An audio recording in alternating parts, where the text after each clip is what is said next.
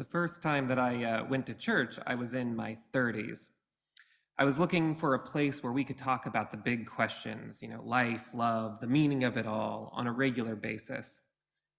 And I told this to a friend, and he said, "Well, sounds like you were talking about church." And I said, "Yeah, sort of. But I really don't want to sign up to the whole Jesus thing. Like, I don't want to go out evangelizing the good word just to be in the practice of thinking the big questions." My friend laughed and said, "Well, that sounds like you're talking about the Unitarians." So I found myself on a cold Sunday at the Fourth Universalist Society in Manhattan. And if you do not know it, it is called the Cathedral of Universalism, and it definitely looks the part. Behind the pulpit is a huge Tiffany glass image of Jesus washing someone's feet. So as you could imagine, I was suspicious.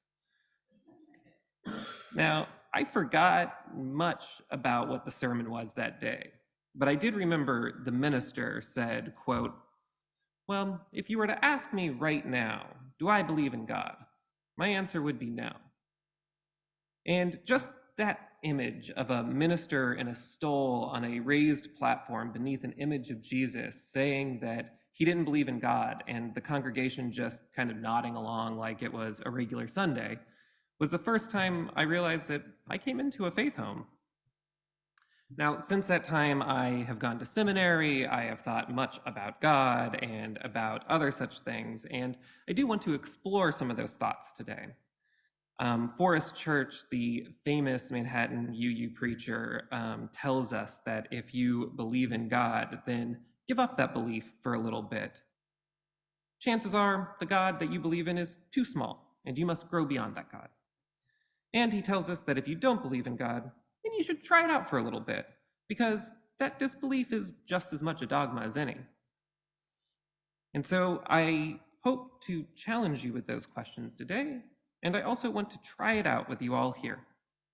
I'm doing this because I do think that often we UUs can think of God of being the provenance of different religions, and we say things like the Christian God or the Jewish God or Allah, as though any concept of God within these religions is singular and uniform. And we even, I think, sometimes go so far in our thinking that these are the same conception of God, just playing out in different stories or in different ways among folks. So what I hope to do through this practice of dismantling what it is about the concept of God that makes me disbelieve, and then actively trying to conceive of, construct, or build a concept of God that maybe I could or we could believe in. The thing is that we're not only exploring a religious concept when we do this, but an ethical one, and ultimately a cosmological one. So there's a famous minister quotation, and it goes, "Tell me about the God in which you do not believe. Chances are I don't believe in that God either." So let's start there. The philosopher Alfred North Whitehead describes the God in which I do not believe in this way. When the Western world accepted Christianity, Caesar conquered, and the received text of Western theology was edited by his lawyers. The church gave unto God the attributes which belonged exclusively to Caesar. So Caesar in this context just means an absolute ruler, and for all intents and purposes, a despot. So what Whitehead is describing is the God who represents this idea of absolute power and who demands absolute faith. The particular strand of Christianity that says that God is all powerful and deserving of all of your love, and here are the things that you need to believe or else. Now, not all Christianities carry this concept, but it is the one that I want to focus on. So I don't believe in an all-powerful God who is also an expression of complete love. That concept of God leads to the problem known as theology or theodicy, or the problem of evil. So how can God be completely all-powerful and loving, given that the world is filled with so much suffering? And I don't mean this as a purely abstract or logical problem, though it is that, but in the more immediate sense of, have you ever grieved and mourned the loss of a loved one? someone who died too young or suffered on their way. This very sanctuary right here has played host to some of the most heartbreaking mourning that the world experiences. But if God was all powerful, then God must be cruel to let this happen. God must be cruel to let the amount of suffering which we all know and have all felt. If God is all powerful, then there is no love in letting this be. Unless, of course, we consider that the all powerful God has removed themselves from the equation, has purposely not intervened in tragedy for their own inscrutable reasons. But that hardly looks like a loving act, and definitely not a love that I would be willing to endorse. And now, sure, there are lots of theologies that try to answer this question, and these theologies are much more clever and much more rich than I can express here. And often, if you're like me, you get to this place and this is where you give up. You say, that doesn't make any sense, so God does not exist. There are some maneuvers that try to say, well, Jesus, for instance, represents love, that Jesus saves and redeems where God creates and humans sin. Well, you can see why an all-powerful God who is fully loving can also lead to such a robust religion of sin. The evil in the world is not because the evil in the world is because there are bad people. It's not God's fault. God saves us from our sin, but God does so after the fact to preserve our free will, or God doesn't. The idea of hell with a capital H is certainly a way of dealing with this issue and the obvious suffering in the world. Now, we don't agree on a whole lot, but there is one thing that we share in our theological bloodlines: the rejection of hell and damnation. Either because, as the joke goes, we believe that God is too great to damn us to hell, or we are too great for God ever to damn us to hell. So that is the first step of our exercise. Determine what is the God in which we do not believe, while acknowledging that maybe we can imagine a better idea of a God.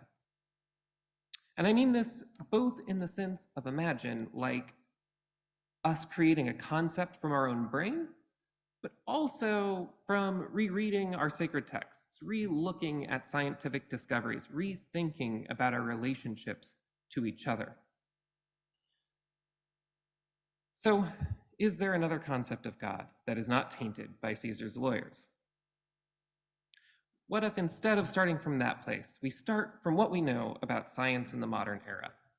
Now, often when we talk about science as a metaphor, we tend to stop at things like evolution, but I think we can push a bit further here. Quantum physics tells us that all of the tiniest stuff that makes up everything is interconnected and intertwined. It tells us that all of the material world that seems so solid and made up of things that break into smaller things, but all of those smaller things have the same property, is actually not that at all. And that actually there are these strange entities that become entwined, such that they lose their own identity as a singular, separate thing from other things. These beings are not so much particles as they are clouds of interrelated beings, which interpenetrate each other. The quantum world tells us that all that exists at the smallest scale is interrelated. It's like what our seventh principle affirms: all of being is relational, is entwined. But on a larger scale, we know that what we call a human is actually just an entire ecosystem of microscopic flora and fauna. Our skin, our digestive tract, our eyebrows, all of this is filled with microscopic bacteria and fungus. And we know that these entities influence our mood, they influence our diet, they influence our personality. These flora and fauna do not just happen to live on the person, nor is it simply just a friendly relationship. To a large extent, we are them. So what is modern science teaching us? Well, it's teaching us that there is no such thing as an individual with a capital I, separated from everything else and completely different in their themness. This individual with their individual themness, their homogeneity, is a result of an older conception of the universe. And for anyone here who has been taking the Great Thinkers courses at USR, I'm talking about the Cartesian universe, which says that there is stuff out there, objects in the world. And then there's stuff in here, the subject, which is me, and it's singular, and autonomous, and distinct. But we now know that the electrons in my brain are connected to the electrons outside of my body and in my liver, and all of those electrons are related to each other, and that all of the bacteria which break down my food also determine how I feel. So by accepting all of these discoveries, does it make any sense to believe in a God who is out there, completely unrelated to the world, who is the creator, who does not interact with creation? Does it make sense to think of God who is nothing but a singular will if we know that the universe is composed of interconnected clouds of energy and matter which flit between identities? Often, the old concept of God is that God is just a super duper human, and that the human is just a big floating will, a big consciousness separate from everything else. But if we now know that that is not true of humans, why persist in holding that being true of God? Does it make sense that God is a person who is just a super person, just a more powerful version of all of us, the King of Kings, the Caesar of Caesars? So now these two problems, the problem of a God who is all loving and all powerful but lets us suffer so much, and the problem of a God who is completely different from creation, which we now know is so incredibly connected to each other. A God that seems modeled on an old conception of human consciousness and freedom. These two problems tell us that a concept of God that makes sense today is one in which God is not all powerful, and one in which God is integral to the relation of all things. And so, for those who are interested, a lot of what I'm talking about is known as process theology, and it was first articulated by Alfred North Whitehead, but it was importantly informed by Catherine Keller of New Jersey's Drew University. In this concept of God, God is not all powerful, all knowing, and completely removed from the creation as the creator of everything from nothing. Instead, God is in the mix, so to speak. Process theology trades power for love. God is love in the face of a world that often suffers and is cruel and humiliating. God is love in the way that we feel love most, not removed and unable to feel pain, knowing but not feeling, capable but not acting.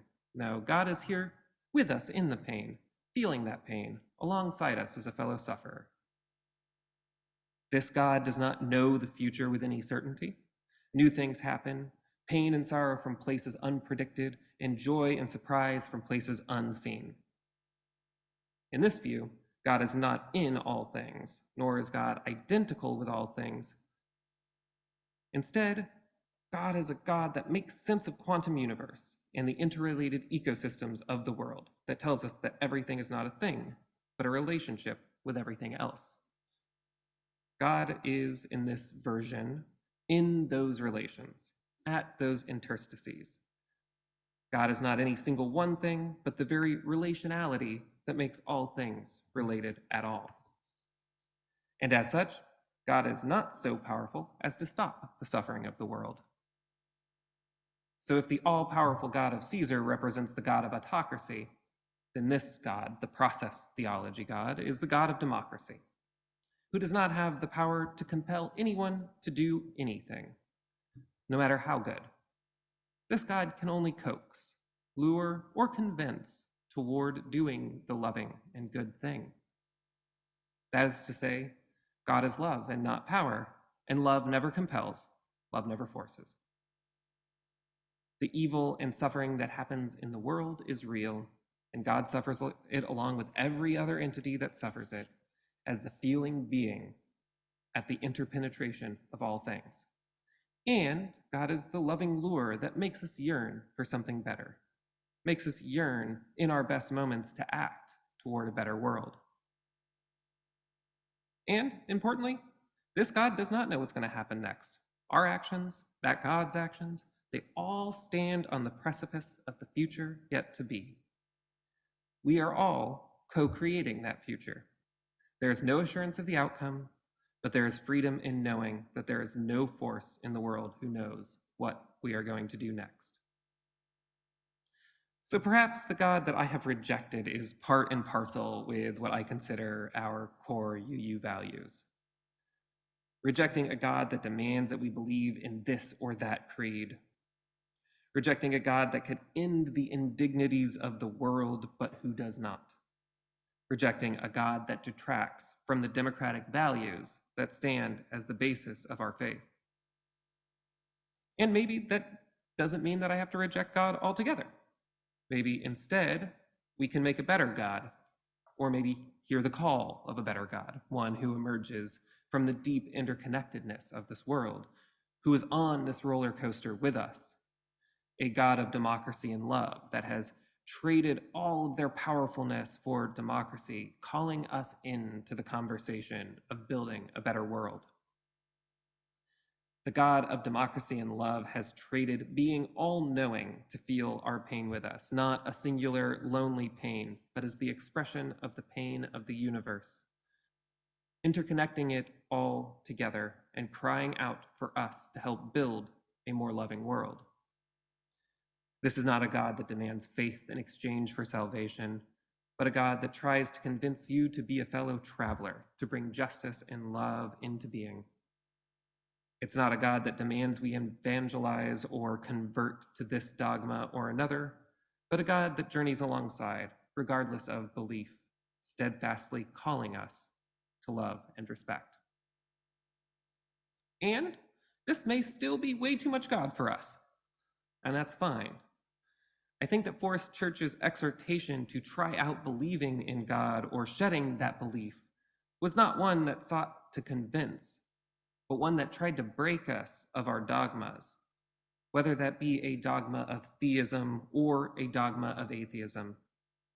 In re-examining our beliefs, we open ourselves to new discoveries. We open ourselves to theological diversity. May we be so lucky to encounter this theological diversity and to be well practiced in journeying alongside one another. May it be so.